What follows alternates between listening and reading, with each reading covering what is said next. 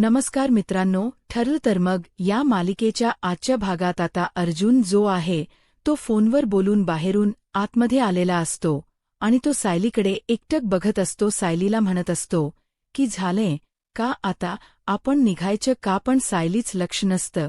कारण त्या महाराजांनी जे जे काही सांगितलेलं असतं ना ते सायलीच्या मनावर नुसतं तेच फिरत असतं. दुसरं तिला काही सुद्धा सुधरत नसतं. तेच इकडे पूर्ण आजी चक्कर येऊन पडलेल्या असतात आणि त्यामुळेच ना घरात सगळ्यांनाच टेन्शन असतं की पूर्ण आजीना अचानक काय झालं असेल. पूर्ण आजी बराच वेळ झाला तरी बेशुद्ध अवस्थेत होत्या. अश्विनही घरात नव्हता म्हणून प्रताप कंटिन्यू अश्विनला कॉल करत होते. अश्विनला फोन लागत नव्हता, त्यामुळे प्रताप यांना सुद्धा टेन्शन आलेलं होतं.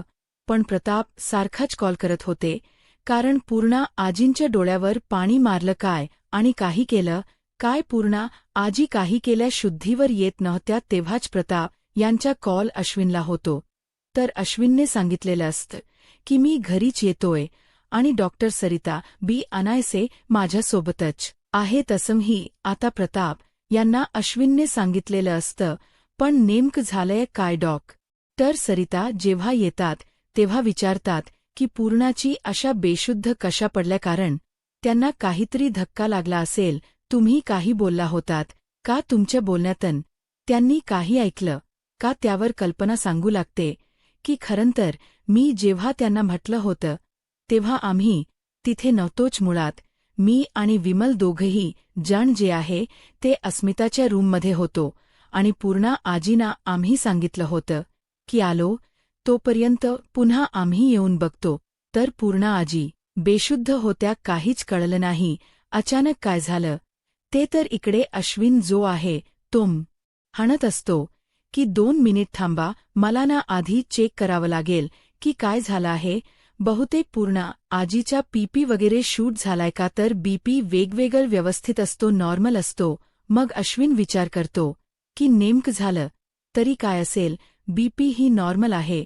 मग पूर्णाजी अशा अवस्थेत असताना कशी काय बेशुद्ध पडली, काय घडलं आहे असाही तो विचार करतो. मग डॉक्टर सरिता ज्या आहे त्या म्हणत असतात की जोपर्यंत आता पूर्णाजी शुद्धीवर येत नाहीत तोपर्यंत आपल्याला काहीच कळणार नाहीये की त्यांना काय झालं आहे आणि त्यांनी कोणत्या गोष्टीचा इतका धक्का घेतला आहे. नक्कीच त्यांनी धक्का घेतला असणार आहे आणि त्यामुळेच त्यांच्या बाबतीत हे सगळं झालंय असं देखील डॉक्टर सरिता ज्या आहे त्या बोलत असतात. तर दुसरीकडे आता अर्जुन आणि सायली पुन्हा एकदा परतीच्या प्रवासाला निघालेले असतात. तेच अर्जुन सायलीला म्हणत असतो की बायको काय बोलतीस, काय झालं आहे. सायली मात्र आता जे जे काही महाराजांनी सांगितलेलं असतं ना त्या विचारांमध्ये हरवलेली असतेच. आता तिच्या मोबाईलचा अलार्म वाजतो. मोबाईलचा जसा अलार्म वाजतो ना तसं ती आता तो बंद करते आणि लगेच ना ती खायला सुरुवात करते. त्यावर अर्जुनही चकित होतो की बायकोला नेमकं झालंय काय. म्हणजे आता तर तिने काहीच आवाज वगैरे केला नाही, गुपचूपणे ती खायला सुद्धा बसली. बायको आज काय झालंय. मग आता सायली म्हणत असते की काय उपयोग आहे माझा, ते सांगा ना. मी जरी काही बोलली तरी सुद्धा तुम्ही मला जबरदस्ती करून खाऊ घालणारच आहात ना. मग मी कशाला काय बोलू, त्यापेक्षा खाल्लेलंच बरं. त्यावर अर्जुन म्हणतो की बायको तुला आता कळणार नाही. जेव्हा बाळ मस्त असं गुबगुबीत होईल ना तेव्हा तू माझंच कौतुक करशील की माझ्यामुळे झालंय जे काही करतोय ना. बायको मी तुझ्या चांगल्यासाठी करतोय असंही आता अर्जुन जो आहे तो बोलत असतो. अर्जुन जेव्हा या सगळ्या काही गोष्टी बोलतो तेव्हा सायली शांत असते.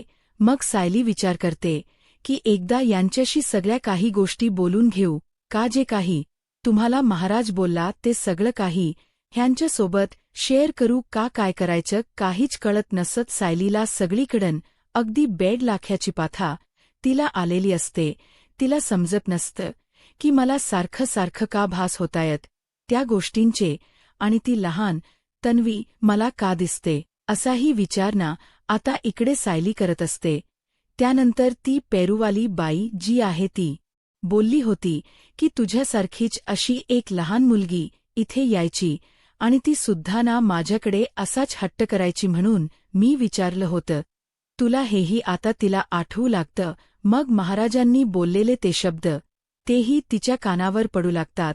एका पॉइंटला ती विचार करते की नाही, आता तिला असं वाटतं की या सगळ्याबद्दल अर्जुनशी आपण बोलूयाच. मग तेव्हा ना तिला आता अर्जुनच बोलणं आठवतं. अर्जुन तिला बोललेला होता की या सगळ्या गोष्टीचा तू जास्त विचार करू नकोस. जेवढा जास्त विचार करशील ना तेवढा जास्त त्रास होणार आहे तुला, म्हणजेच तन्वीचा विचार करत राहिलीस तर हे तर होणारच. हे आधी सुद्धा अर्जुनने सायलीला सांगितलेलं होतं.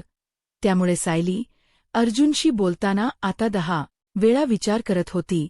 ती मनात विचार करत होती की काय करू, बोलू का नको बोलू. पण नंतर ना तिला राहावत नसतं आणि मग नाही लाजाने का होई ना तिला आता या सगळ्या गोष्टी शेअर कराव्यासाच वाटतात अर्जुनला बोलण्यासाठी. ती आता आपलं तोंड उघडते.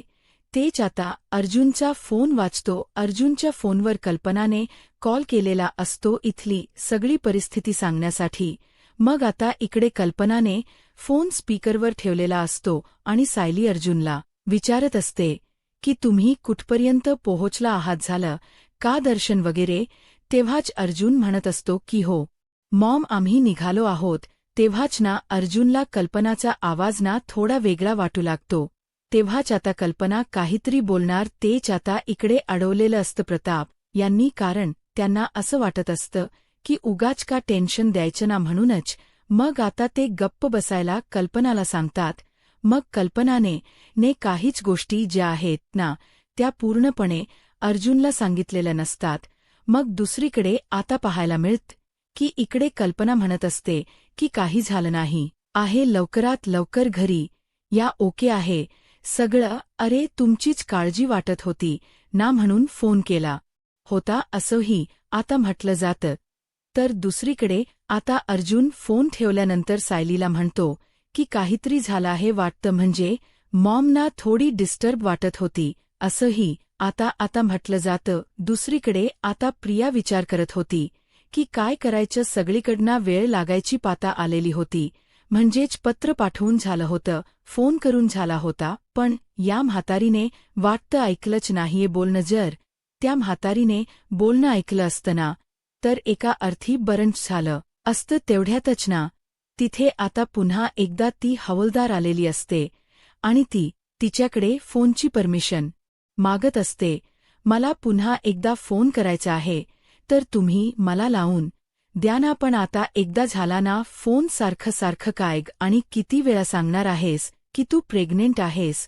ते जर तुझ्या घरच्यांना पत्र पाठवून एकदा फोन करून जरी तुला भेटायला यायचं नसेल तर त्यांना तुझं हे बाय सुद्धा नकोय, हे तुला साधं कळत नाहीये का, असंही ती हवालदार आता म्हणत असते. त्यावर मात्र आता प्रिया तिला रिक्वेस्ट करत असते आणि प्रिया तिला म्हणत असते की काय असं बोलताय तुम्ही, प्लीज ना काहीतरी करा. पण प्रियाचं आता ती ऐकत नसते. दुसरीकडे प्रियाचं डोकं आता पूर्णपणे बधीर झालेलं असतं. कळतच नसतं की तिला काय करावं. ते आता डोकं काम करत नसतं. पण घरात सगळ्यांना तर सांगायचं आहे की आपण प्रेग्नेंट आहोत. ते मग कशा सगळ्या काही गोष्टी सांगणार. यामध्येच ना तिला आता एकदमच वेडपीस व्हायला झालेलं असतं.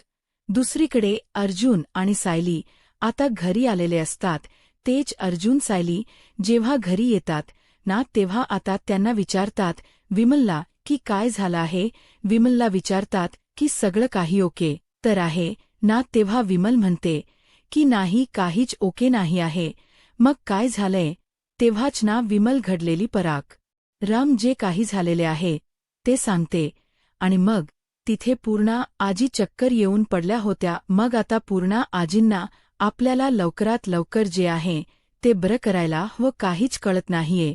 अजूनही त्या बेशुद्ध आहेत. सायली अर्जुनला जेव्हा ही गोष्ट कळते तेव्हा सायली अर्जुन धावतच पूर्णा आजीच्या रूममध्ये जातात. पूर्णा आजी, काय झालं आहे. अजूनही बेशुद्धच आहे का. पूर्णा आजी, हो ना, अजूनही बेशुद्धच आहे, काहीच कळत नाहीये. पण धक्का तर मजबूत बसलाय म्हणूनच त्यांना काहीच लक्षात येत नाही. बहुतेक त्या आता उठतील तेव्हाच आपल्याला समजेल की नेमकं पूर्णा आजींना काय झालं आहे ते. असंही आता बोलण्यात येतं. इकडे आता सायली जे आहे तिने आता नवी म्हणून पूर्णाजींचा हात आपल्या हातात धरलेला असतो आणि ती आता त्यांना म्हणत असते, पूर्णाची काय झालं आहे, तुला उठना, पूर्णाची डोळे उघडना, पूर्णाची. असा आता तन्वी म्हणून सायली बोलत असते. आता तन्वीचे शब्द जसे आता पूर्णाच्या कानावर पोहोचतात, घुमू लागतात, तसे आता पूर्णा आजीचे डोळे ऑटोमॅटिकली हलू लागतात. मग आता डॉक्टरही म्हणतात की तन्वीचा आवाज ऐकल्यामुळेच पूर्णा आजीला आता बरं वाटते. पूर्णा आजी बघा आता डोळे उघडतायत. पूर्णा आजी बघतात तर दुसरीकडे आता डॉक्टर सरिता म्हणतात की बघितलंत का, आपण एवढ्या वेळ इथे तात्कळत उभं होतो पण पूर्णा आजीने काही डोळे उघडले नव्हते.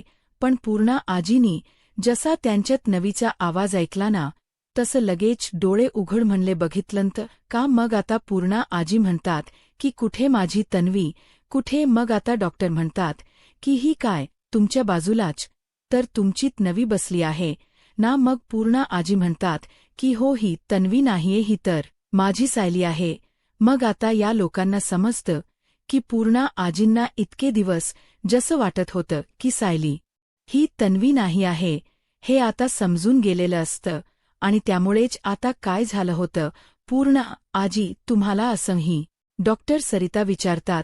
तेव्हा डॉक्टर सरितांना पूर्णा आजी सांगू लागतात की काही नाही, मगाशी मी जस्ट होते बाहेर, मला फोन आला, तो फोन कल्पना असा मी रिसीव्ह केला आणि त्यानंतर काय माहिती मला गरगरायल्यासारखं कसं झालं, काय झालं आणि मी चक्कर येऊन पडले. पण तुम्हाला माहिती आहे का तन्वी कुठे आहे नाही ना. जेव्हापासून ना तो अपघात झाला आहे ना प्रतिमा रविराजच्या, तेव्हापासून आमची तन्वी हरवली आहे. ती आमची तन्वी अजूनही सापडली नाही. गेले काही दिवस आमच्या घरात तन्वी म्हणून ती प्रिया म्हणजेच बुबली लोखंडे राहत होती. पण तिच्या वागण याचा आमच्या सगळ्यांवर खूप विचित्र परिणाम झाला आणि तिचं खरं रूप ना आमच्या सायलीमुळेच तर समोर आलं. जर सायली नसली असती ना तर काय झालं असतं ना, हा विचारही आम्ही करू शकत नाही. असंही आता पूर्णा आजी जी आहे ती बोलत असते. पूर्णा आजीच्या तोंडून हे सगळे शब्द ऐकून ना सगळे जण चकित होतात. म्हणजे पूर्णा आजीनी आता सायलीला तन्वी मानायचं तर आता बंद केलेलं असतं, हे तर आता समजून केलेलं असतं. तरीसुद्धा या सगळ्यांना प्रश्न पडतो की कसं हँडल करायचं आहे सगळी सिच्युएशन. मग तेव्हाच ना दुसरीकडे आता त्या पूर्णा आजींना विचारलं जातं की नेम काय झालं होतं, तुला काही आठवतं का. तेव्हाच ना पूर्णाची थोडा विचार करते. ती म्हणत असते की काही नाही, मला फक्त एवढेच आठवतं की मी तिथे होते, कल्पनाचा मी फोन उचलला होता आणि त्यानंतर ना मला अचानक काय झालं ना मला काहीच कळत नाहीये. एवढंही आता पूर्णा आजी जी आहे ती बोलत असते. जेव्हा आता या सगळ्या गोष्टी बोलल्या जातात ना तेव्हा इकडे ना बिचारी सायली थोडी नाराज असते. सायरीला असं वाटत असते की पूर्णा आजी इतके दिवस आपल्याला तन्वी म्हणून संबोधत होत्या पण आता पूर्णा आजी आपल्याला तन्वी म्हणत नाहीये. त्याचं कुठेतरी ना तिला आता वाईट वाटत असतं. तर दुसरीकडे आता चैतन्य काम करत बसलेला असताना अचानकपणे चैतन्यला फोन आलेला असतो आणि चैतन्य आपलंच काम करत असतो. तेच आता अचानक त्याच्या समोर ना एक नोटीस येते. नोटीस आल्याबरोबर तो विचार करतो की कसलीही नोटीस असेल. तेव्हाच तो आता हातात घेतो ते नोटीस आणि पाहतो तर काय त्यामध्ये उद्याचीच तारीख असते डिवोर्स केसची. त्यामुळे थोडसं का होई ना दडपण तर आता आलेलं होतं. कळतच नव्हतं की हे सगळं काय चाललं आहे. तर दुसरीकडे मात्र आता महिप्त जो आहे तो आता बोलत असतो. महिप्त म्हणत असतो की मी आता ठरवले की चांगलं वागायचं. सचिन मात्र आता त्यावर हसतच राहतो. तर सचिन जो आहे तो म्हणत असतो की तुम्हाला काय होते, म्हणजे मला वाटत होतं की एवढे दिवस ना तुम्ही फक्त जे आहे ते नाटक करताय, त्यावर मात्र नाही. खरंच सांगतोय मी जेव्हा जेलमध्ये होतो ना तेव्हा मला एक सिद्ध पुरुष दिसले होते, म्हणजेच ते माझ्या स्वप्नात आले होते असं म्हणायला हरकत नाही. पण त्यांनी येऊन ना मला काही सूचना दिल्या आणि त्यांनी मला सांगितलं की आता चांगलं वागायचं, वाईट वागायचं नाही. आणि तेव्हापासून सूनच मी ठरवलं की बाबा झालं तेवढं बस झालं आणि आता सगळ्या काही गोष्टी सोडून द्यायच्या आणि चांगल्या मार्गाला लागायचं. आणि म्हणूनच तर मग मी चांगल्या मार्गाने राहायचा निर्णय घेतला असंही आता म्हटलं जातं. मग दुसरीकडे आता अचानक सचिनला एक नोटीस आलेली असते, म्हणून सचिन नोटीस ओपन करून बघतो, तर त्यामध्ये तीच नोटीस असते जी की वकिलांनी त्याच्या पाठवलेली होती. उद्याची तारीख भेटली होती कोर्टासाठी. हे सगळं सचिन जो आहे तो आता सांगू लागतो महिप्तला. आणि महिप्त जेव्हा हे सगळं काही ऐकतो तेव्हा महिप्त म्हणतो की तू बरं झालं घेतलीस, एकदाच सगळं काही होऊन जाऊ दे, उरकून जाऊ दे. पण मी तुला काय म्हणतो ऐकतोयस का जरा?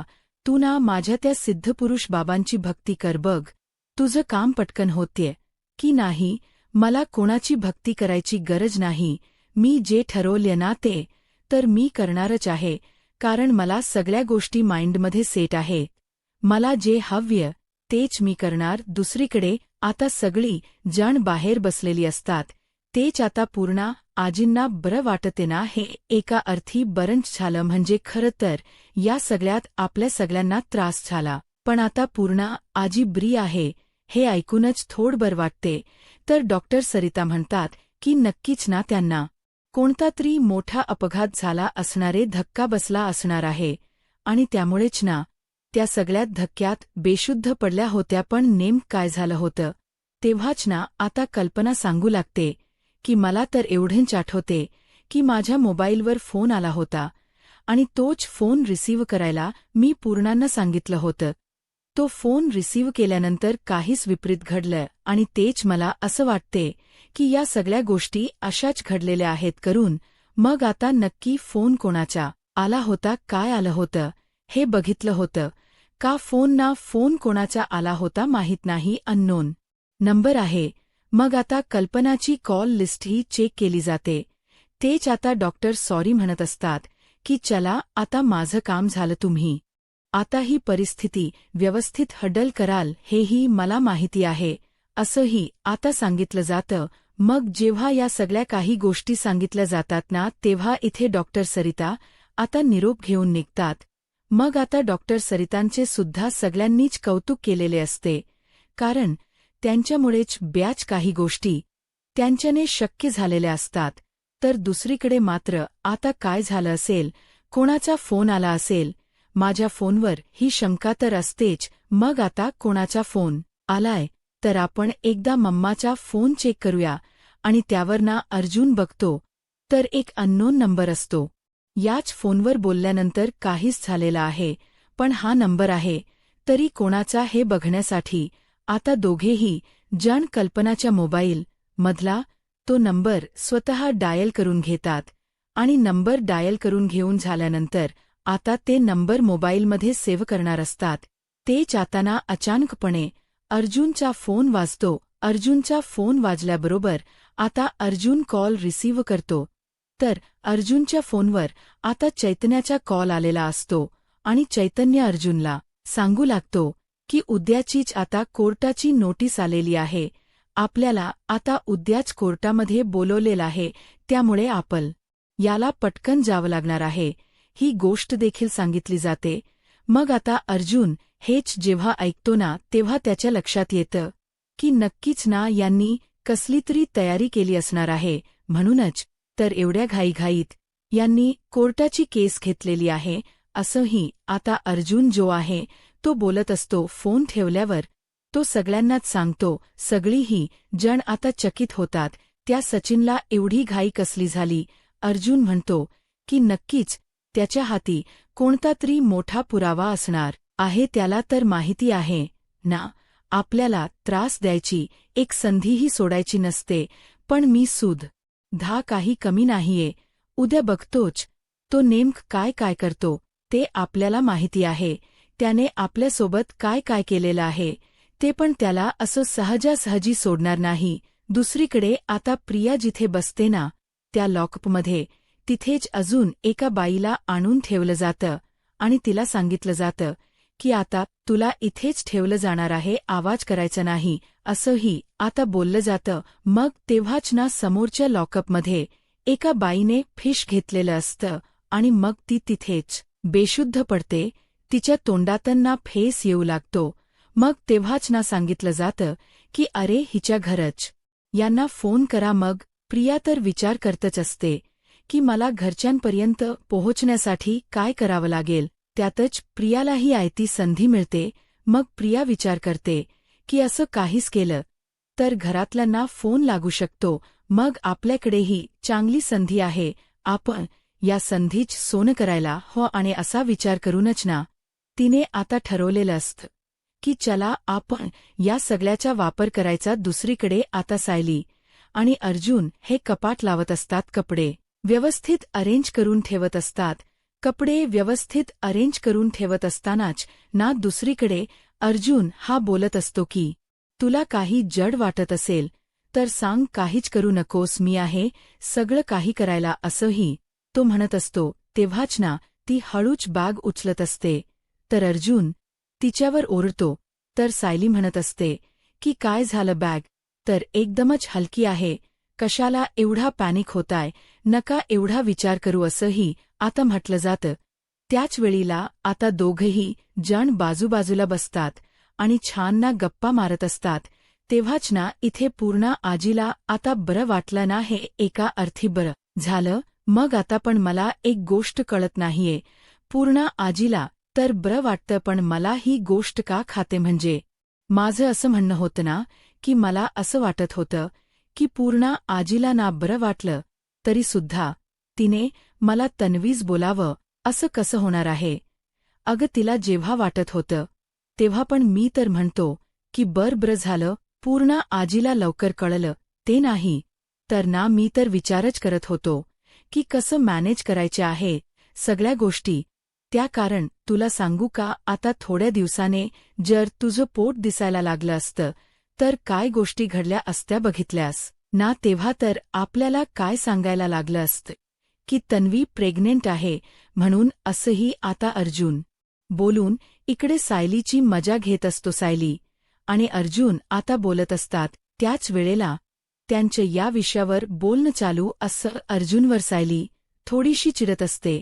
तेच आता सायली म्हणत असते की का प्रत्येक वेळेला तुम्ही असं सगळं काही करता, का समजून घेत. आता सायलीचा व्हिडिओही दाखवला जातो ज्यामध्ये सायलीने पोडगी मागायला सांगितलेली असते अस्मिताला सचिनकडून आणि दुसरीकडे आता प्रियाने आपल्या स्वतःच्या हाताची नस कापून घेतलेली असते जेणेकरून घरातल्या सगळ्यांना निदान या गोष्टीने तरी कळेल ना की आपण प्रेग्नेंट आहोत. त्यासाठी तिने हे पाऊल उचललेलं असतं. आता पुढे काय होईल हे पाहायला आत्ताच माझा महाराष्ट्र या यूट्यूब चॅनलला सबस्क्राईब करा. धन्यवाद.